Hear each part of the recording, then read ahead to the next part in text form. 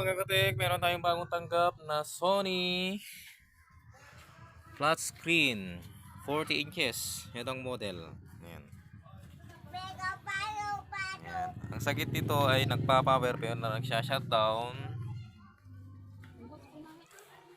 Hindi siya tumutuloy na nagpa-power.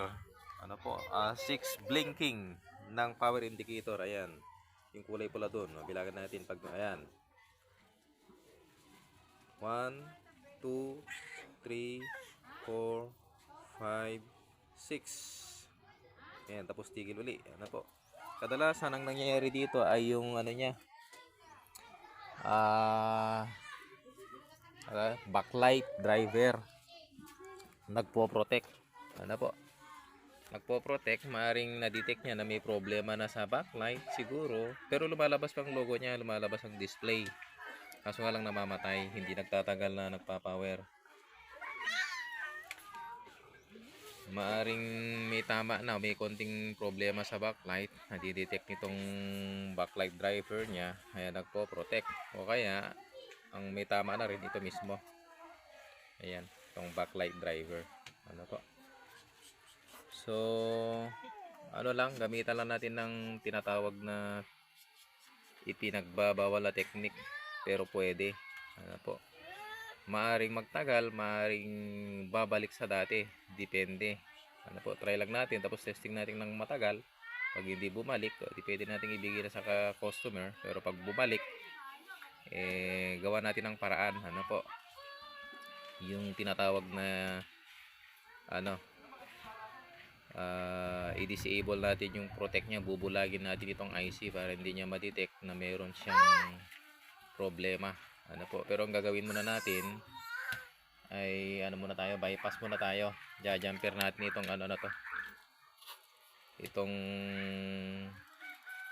supply ng 1, 2, 3, 4, 5 strip na backlight. Jumper lang na muna natin yung 5 na yan, 1, 2, 3, 4, 5, tapos testing natin ng matagal. Pag hindi na bumalik, okay na yun. Ano po, pag bumalik, yun nga, gagamitin natin ng ibang technique na magkakabit tayo dun sa pin 31 ng resistor na 47K, tapos i-connect natin sa ground.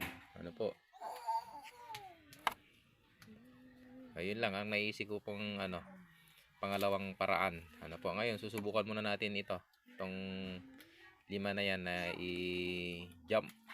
Ano po, pag hindi na nagloko at tuloy-tuloy na mag-andar sa matagal natin pagte-testing, di ano, gamitan natin yung second na option na maglagay ng 47K na resistor dito sa pin 31. Ayan, kita ba?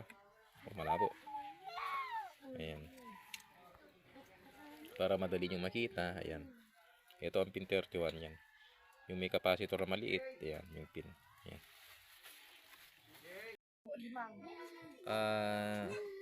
Kung kayang palitan ito, kung may mabibilihan yan, kung sakali ito problema, palitan. Pero kailangan muna kasing trial kung gusto mong i-trace, palitan mo muna ito. Pero kung nagbiblit pa rin siya ng ani, maaaring yung backlight, o unahin yung backlight na palitan. Ganon. Kaso lang mapapagastos kasi kadalasan ng mga customer natin ay budget meal. Gawan na lang ng paraan. Ano po, ako minsan pag may customer ako na medyo may kaya-kaya, sinasuggest ko change board. May nabibili sa Shopee na brand new nito, buong board papalitan, sinasuggest ko sa customer. Pero kailangan masigurado ko munang ano, okay ang backlight. Ayan, no mga katek, bago natin i-jump yan, lagyan muna natin siya ng hinang para mas madaling kumapit yung ano, wire na i-jump natin. Yan.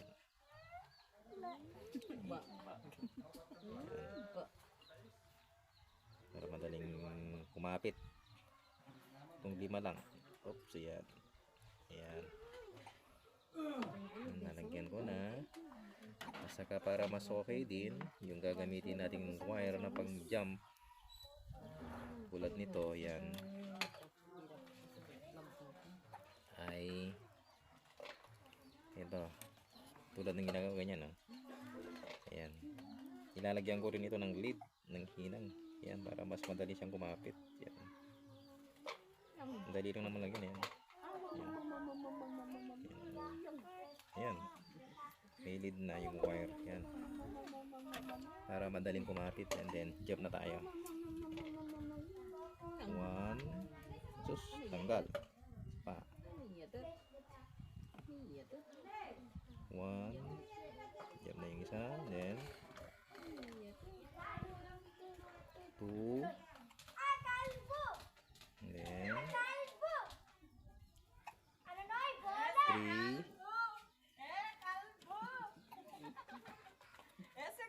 4.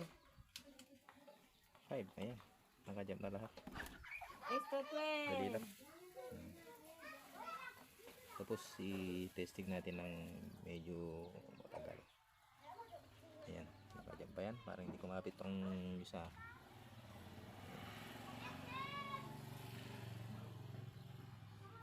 Yun.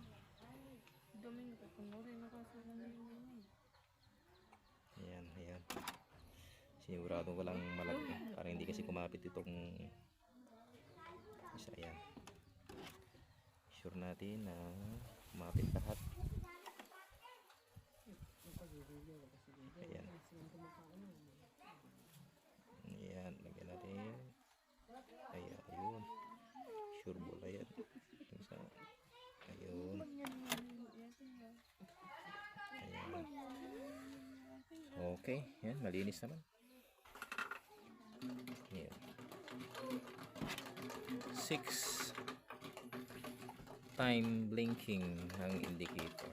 Ayan. Testing ko muna. Tingnan natin kung under na.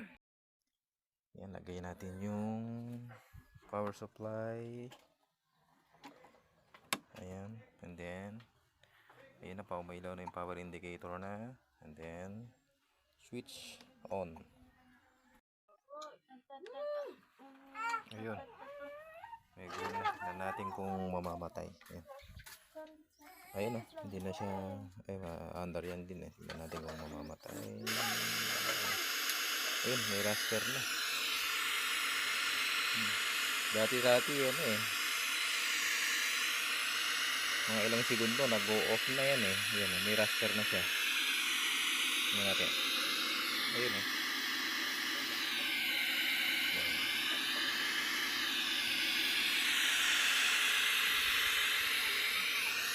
Ayun, nag-raster siya kaagad. Hindi tulad nung una na pag pina-power on, nagpa-power on naman kaso lang nag-shutdown. Pero obserbahan natin. Kasi may mga tendency na babalik sa dati eh. Karanasan na namin sa ganitong pagre-repair ng Sony eh. Na ganito yung technique. Ayan, jumper yung 5 strip ng back pipe. Pero bumabalik sa dati. Second option namin, yun, naglalagay kami ng 47K na resistor dun sa pin 31. Gina-ground namin. Ano po? Meron pang isa. Sakaling hindi umubra yung 47K na ano resistor na i-ground natin dito. Pag hindi umubra, meron akong ano rito eh, dito banda. Meron akong ano diyan eh. Ginajam din, ginagamitan ko ng resistor. Pangatlong option ko 'yun kung sakaling hindi umubra din yung 47K na resistor. Yan, nilagyan ko siya ng display mga katek. Gamit ang aking Android box. I-testing natin ng i-testing ito. Tingnan natin kung babalik yung sakit niya. Pag na-testing natin ng at least 1 araw o 2 araw to na hindi bumalik, okay na siguro. Sakali naman eh, may warranty. Magbibigay na lang kayo ng warranty sa customer.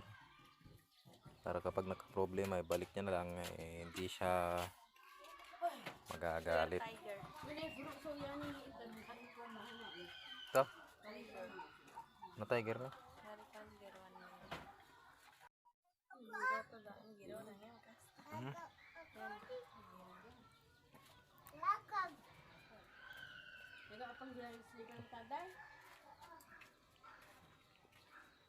Full display. Yan. Walang sounds. Tingnan natin baka naka-off ang volume. Inoff ko kanina yata. Volume. Ayun.